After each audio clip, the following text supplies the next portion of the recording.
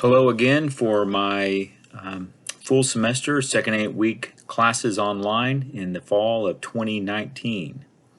We are now turning our attention to chapters 12, 13, 14, and 15. These last four chapters, 3 of them will be with constitutional branches of government. That would be beginning here with chapter 12, Congress. Then we'll turn our attention to the presidency, chapter 13. And then an unofficial branch of government, the bureaucracy, chapter 14, and then we'll wrap up our recorded lectures, chapter 15, on the Supreme Court. So this is the last area of focus that we have here, an area that I think we certainly see in civics classes that many of you may have had in middle school or high school that focus on the branches of government. And so here we are with the lawmaking branch, Congress. And this brings us back to chapter 2 in the text, if you recall, about the Connecticut Compromise, dealing with the large state plan and the small state plan, and how those two had to be blended in together so we could have representation that would provide some opportunities for authority or power for both the large states and the small states. And so you had the Virginia plan, and we can see that brought out in the House of Representatives, and then the New Jersey plan in the U.S. Senate. And so we can see some disparities here based on where populations are located in the United States. So in the Senate, where you have every state that's equal, you certainly have some states that are overrepresented based on a per capita basis, and how some people are have large amounts of populations in certain states. And so just to kind of keep this in perspective, if you take half the states and the 25 lowest populated states in the United States, that's only 10% of the overall population of the United States, and yet that's half the representation in the Senate. So we can see, though, that states that have large populations have a great deal of voting power within the House of Representatives if they were able to stay united on a particular issue that would, let's say, matter for California. They could certainly outvote Oklahoma. Oklahoma would have to get a lot of other states to go along with them to balance that out. But if in fact California has over 10 times more of the population than Oklahoma, should they not have 10 times more of the representatives, at least in one of the two houses in the lawmaking branch of government? So there we can see the use of both the Virginia plan and the New Jersey plan. Now, if you recall, in some of our previous chapters, we dealt with issues such as gerrymandering and redistricting. And the issue then is that members of the House of Representatives, just like state legislatures, they represent people, not trees. That seems to be very obvious, but the reality is that if you have large amounts of land with not very many people, you're going to have very large districts compared to some other districts that are primarily representing cities, and you're going to have a disparity in terms of the overall size and shapes of congressional districts, as we see here in Oklahoma. So we do see that they're fairly united districts in terms of where the populations are located, meaning that in Oklahoma City, most of the people are represented by District 5, with some exceptions, of course, there for District 4. And certainly in District 1, that's Tulsa and most of the suburbs of Tulsa. But even there, because of you have areas of the state where the populations are very low, you could have a district like District 3 that goes all the way to the Panhandle, which borders New Mexico, and goes into the suburbs of Tulsa. The city of Sapulpa, for example, is part of, which is a suburb of Tulsa, is part of District 3. So there you can see some considerable differences in the size of these different congressional districts. Our district, for example, here in northeastern Oklahoma, goes all the way from the Kansas-Missouri borders all the way down to the Texas border. But again, the districts have to be drawn in a way to represent a fairly equal amount of people. Now your text does talk about the power of the incumbent. That's the person, as we can see there, the official who holds the position. And in most cases, they're going to get reelected. Now, what oftentimes happens is if there's a possibility that they may lose, they may choose not to run for reelection. But most of the time when they choose to run for reelection, they are going to get reelected. And so pay attention there in your text on the descriptions as to why incumbents are so successful. And I'll share with you some other reasons for the success of the incumbents. But even here, just as an example, 2010, if you recall from our chapter on campaigns and elections, chapter 8 in our text, there was a lot of descriptions of midterm elections, recent midterm elections in which the public was very upset with the incumbents. But even here we can see that most incumbents were able to get reelected. 2018, an election in which, again, the incumbents were not very popular, but only roughly 9% of all incumbents that ran for a reelection were defeated. Now, a good reminder that if an incumbent believes that he or she's going to lose, there's a stronger possibility that they will decide not to run for reelection. But those who decide to run feel that they're in a good position to get reelected, and most of them are. Why is that? Well, let's lay out some reasons here. Going back to chapter 10, they have the money. Most of the political action committees, the 527 committees that raise money for political activities, they give most of that money to the incumbents. It becomes a self-fulfilling prophecy. They win because they get more money, and because they get more money, they win, right? So it becomes an explanation in both cases. So you're going to put your money on what you think is going to be the winning horse, but it helps to have more money to be able to win. So that becomes the situation there for the incumbents. But there's other ways of looking at it. The incumbents are almost always, especially in the House of Representatives, they're just going to be better known than the challengers. So a lot of times people will end up just voting for the person that they know. So even if they voted for many candidates of one particular political party, they may turn around and vote for a senator or a House member of the other political party because they know that person and they've never heard of the challenger. And one of the ways in which they may know the incumbent is by the work that that incumbent does, such as providing help for people back in their district. And it may not necessarily be help in the terms of legislation or some sort of investigation into a regulation, something like that. It could just be, as we see here, getting a picture done with a family and something that they can bring back to a local newspaper, put on a Facebook page, and that would provide then a lot of connection to a member of Congress. So that's casework. When it comes to mailing, they can mail out information to their constituents, the people back in their state or district.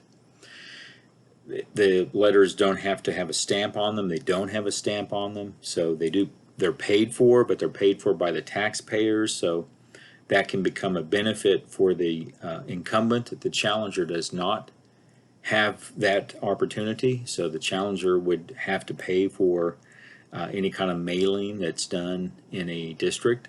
But this is a case where it's not supposed to be campaign literature. But it is a case where the incumbent can say what he or she's doing for the people in the district or the state. And so it can suggest that it's a campaign reminder in that case. You can't say from franking privileges, you can't say in this type of mailing, vote for me, but you can say this is what I've done for you, and so that can be helpful.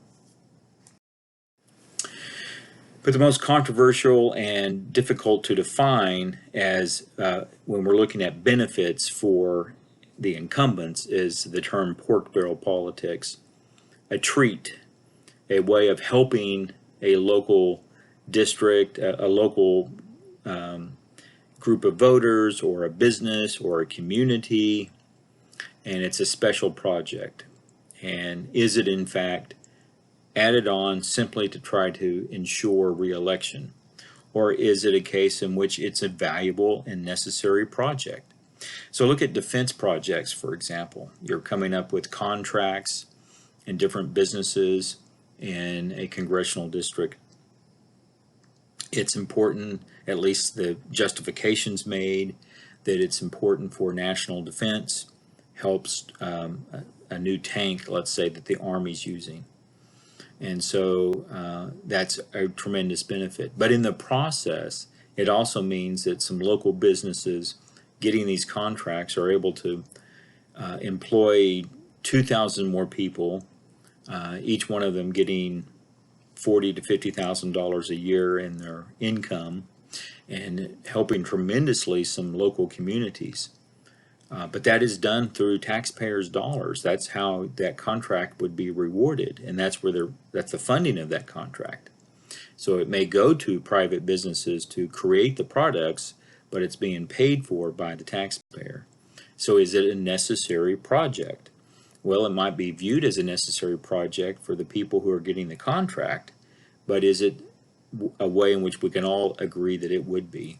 And so that's where we can see it's controversial. It's not always easy to make that determination, what would in fact be a necessary project. But it is clearly a way in which it does benefit a lot of people, and it certainly can help many of the members of Congress to get reelected. But it may also explain why we have such a tremendous debt in the United States, at least in part, and how difficult it is to balance the budget, because there are so many projects that members of Congress would come back to and say, I want this project, I need this in my district. And if one project is passed, then perhaps other projects will be passed, and that's why you can end up with some considerable debt that we have right now. But the use of pork barrel projects to help incumbents get reelected. So let's turn our attention here to ways in which there are certain members of Congress that have more power than others. Everyone is supposed to have just one vote apiece, but there are certainly officers of these two houses in Congress that can have tremendous amounts of power. The most powerful person would be the Speaker. The Speaker is the top official in the House of Representatives, and here we can see ways in which that Speaker would have considerable power. So just look over this chart. You can pause it if you'd like and just make a note of it. But here you can get some ideas real quickly that the Speaker has considerable power.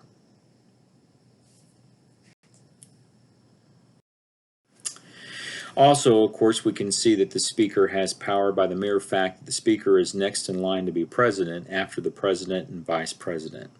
This is part of the Presidential Succession Act. It's been around since 1947. And so Nancy Pelosi, which is really she's the most powerful woman that we've ever had in American government. She is to be president if the president and the vice president could not serve. Now, all of this is tied into the reality of nuclear war and what it may mean if there had to be an incredible decision that had to be made. But within 30 minutes, you could have horrific warfare around the world involving nuclear missiles. So the need then to have somebody at all times who's in the position to be able to make one of these decisions. You wouldn't want to go very long, but let's just consider that if it was the 1840s, the idea that at any given time you didn't have the president may not really make a difference for the stability of the world or the country. But that's not the situation today, even though, of course, the launching of nuclear missiles probably does mean the end of the world. It is still a situation where you would need to have someone in place to be able to make that decision. So that's the reason for having this Succession Act. After the Speaker, you have the President pro tempore, Charles Grassley. He is a senator from Iowa. This is the senior member of the majority party in the Senate. So it's not an office in which the person is elected to that office. That person's there through seniority. After the President pro tempore, the succession is turned over to the President's cabinet, from the most senior cabinet position onto the most junior. And so you have a considerable number of people that are in line to be president. This is supposed to be the case that in the situation in which you had several people that were eliminated in this succession, that there would still be someone in place to be able to serve as president.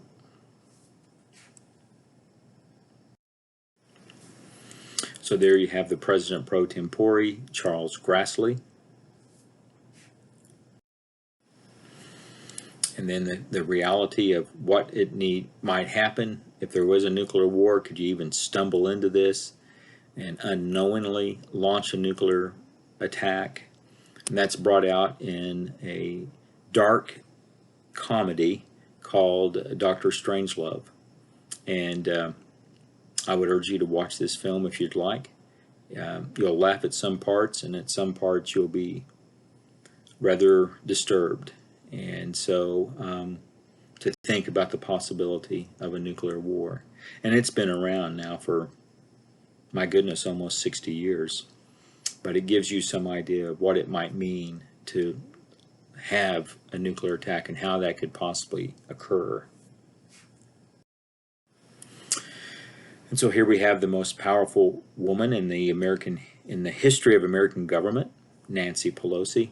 And so from San Francisco, California, and is the Speaker of the House. And so go back to that slide that I had that shows you the different powers that the Speaker would have.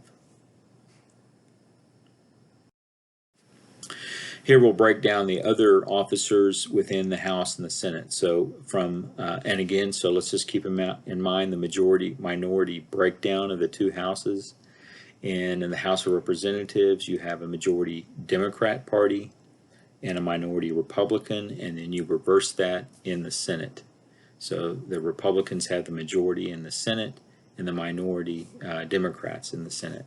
So Steny Hoyer from Maryland is the majority leader, so a Democrat. He would run the caucus, which is just the assembly of Democrats in the House, and they would meet and develop strategies and also make plans on who would be the chair of other committees. The whip is James Clyburn, Democrat from South Carolina. So we will talk about the powers of the whip here in just a little bit, but he would be the whip for the majority party in the House. The minority leader would organize the minority caucus, the Republicans in the House, Kevin McCarthy from California. And the whip, having the same capacity as the majority whip, Stephen Scalise from Louisiana. So the power of the whip is to enforce party discipline. That's the reason for having the whips. They're there to enforce party discipline. And that can happen in a couple of ways. Positive reinforcements, or carrots, and then negative reinforcements, or sticks. So some of the ways in which that can happen is perhaps if you had a member of your party and you were the whip, and this member of the party did not want to vote on a particular bill, or was at least reluctant in doing so, and you were, now the whip would go to that individual and say, well, here's the positive, the reinforcement that we'll suggest. to help you to vote for this bill, and that would be if you have a bill that you would like for us to vote for, and these are potential laws, a bill supported by a fence-sitting member of Congress. So you would say that that's the carrot, but there's the stick. We won't vote for your bill. And all of this is referred to as log rolling. One member of Congress will vote for another member of Congress's bill and vice versa.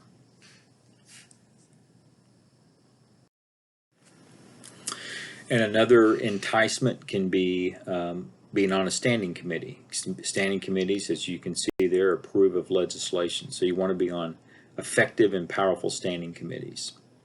But the stick would be, no, you're not going to get on that standing committee if you don't vote for this bill.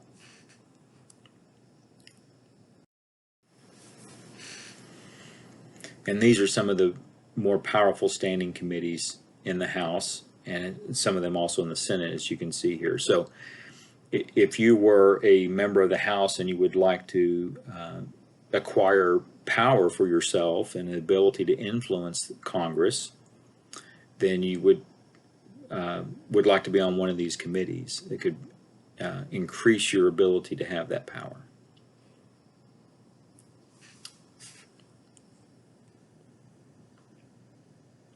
Let's just keep in mind the Ways and Means Committee is the committee that writes tax legislation. The Appropriations Committee determines how money is spent. The Rules Committee in the House determines what type of debates are available, if there will be amendments to a bill, and how long each member of the House would be able to debate a bill. And the Armed Services Committee would approve of legislation that would approve of contracts and the use of the military, at least in regard to the size of the military, the different kinds of weaponry that's used by the military. So you can see a great deal of influence there to be on the Armed Services Committee. And then you could look at re-election and say this is the carrot and stick, maybe the ultimate carrot and stick. Probably a lot of whips wouldn't go this direction, right? It's a bridge too far. But the idea of saying, well, we're just not going to help you in your re-election. So that could really perhaps cause people to say, well, I better go ahead and vote for this bill in that case. So that's the ultimate carrot and stick in large part. But since the caucus membership is so important, it probably is very seldom used.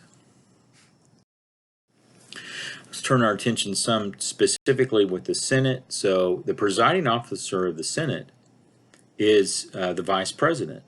So the vice president, the second official behind the presidency in the executive branch, and currently that's Mike Pence, Republican from Indiana.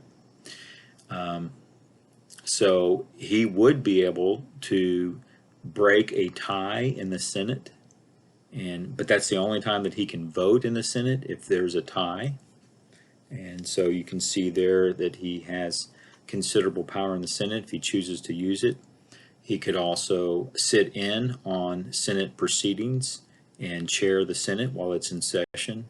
Most of the time he doesn't do that, and that's why you have the president pro tempore there.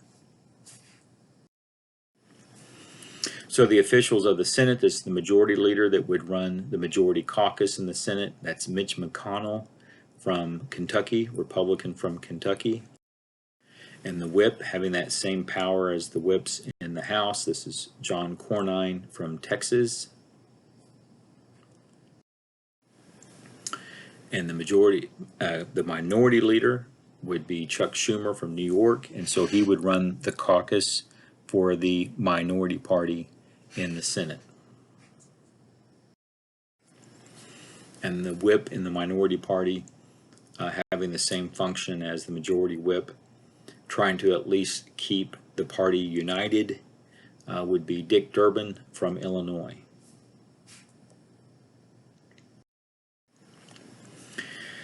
You will see a process of how a bill becomes a law. This is also connection here to really famous video that you can see on YouTube that deals with a bill on Capitol Hill and trying to get to become a law, and all the different processes. when you look over these charts on these pages here and pay attention then to the power of the committees, the power of the subcommittees, the power then of the conference committee, in which you have the two bills and the two separate houses that are worked out together to see what would be the agreement to come up with just one bill between the two. And then the power of the president to veto a bill, the ability of Congress to override the veto. So we can see several different steps along the way to diminish the possibility of a bill becoming a law.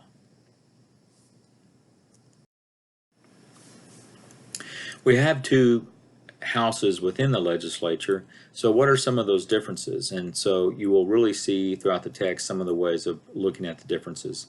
Some of these rules can certainly change. These are rules for the institution itself. So a filibuster, for example, which has been getting a lot of attention, is the ability for one senator or a group of senators to slow down the whole process of debate and votes on a bill.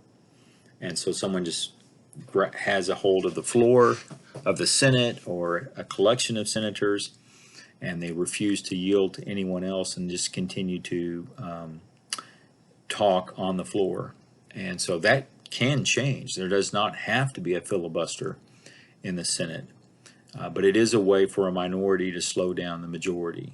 And the same can be said just simply on a hold, that you don't even have the filibuster. You just have a senator hold the bill and they don't vote on it. And then you have a rider, which means you can add on more amendments to a bill. So all of that takes place in the Senate, not the House. So there's a great deal of ability for senators to really slow down the lawmaking process. So as we mentioned before, the ways in which members of Congress get together with other members of Congress, and we can call it vote trading. Perhaps not everyone is real comfortable using that term, but it does mean that I'll help you out if you help me out. The idea then of perhaps recognizing a fellow legislator as someone that could use some assistance or support, and that someone would go ahead and vote for a bill. And so, what causes members of Congress to decide to vote for a particular bill? Well, we can see that constituents, the folks back home, have a great deal of influence, as also the colleagues.